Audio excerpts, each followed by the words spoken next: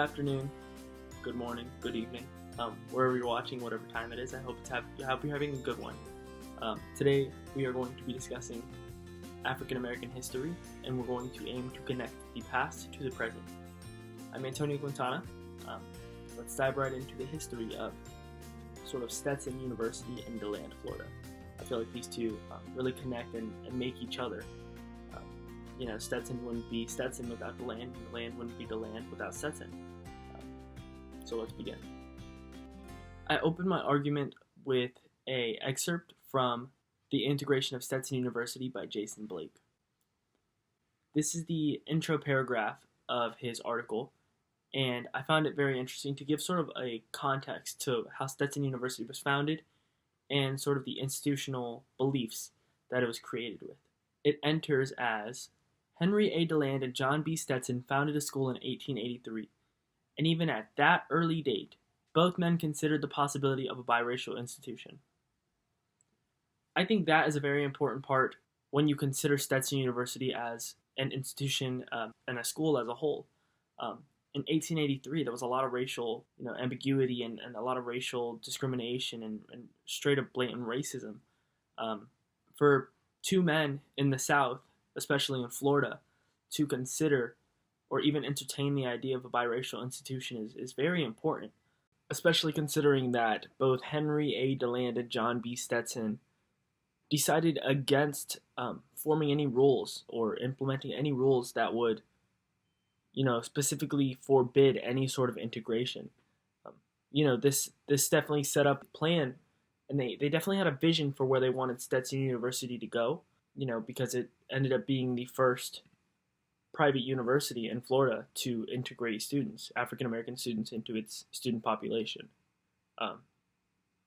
So they definitely did have a plan for where they wanted to take the institution, but given the circumstance and time period that they were in, they knew that it was not possible realistically.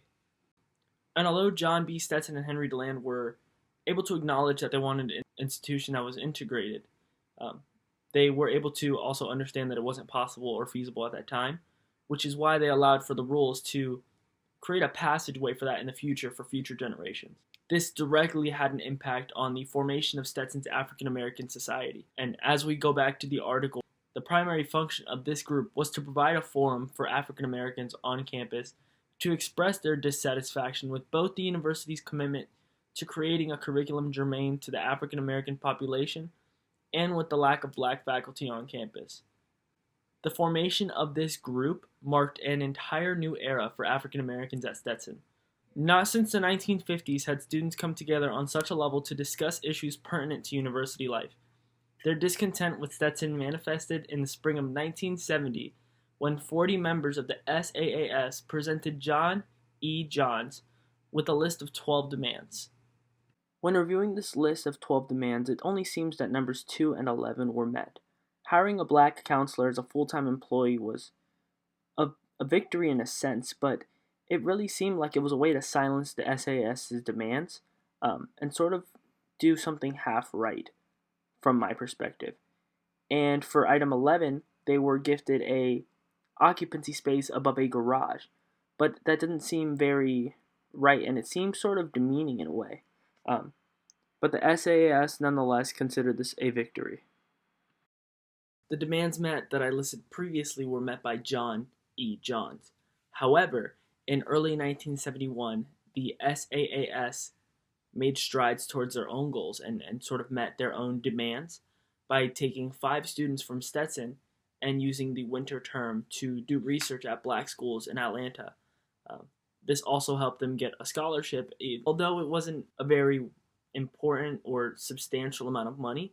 It was still a fact that they acknowledged that African Americans had a presence and that they needed the scholarship money.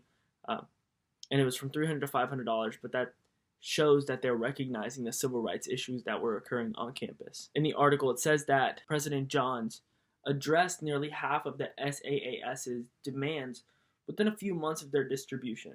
And although it didn't seem like he wanted to meet them fully and entirely in their asking, he did meet them partially, and that just proved that the civil rights movement and activists had a presence on campus and were making a difference.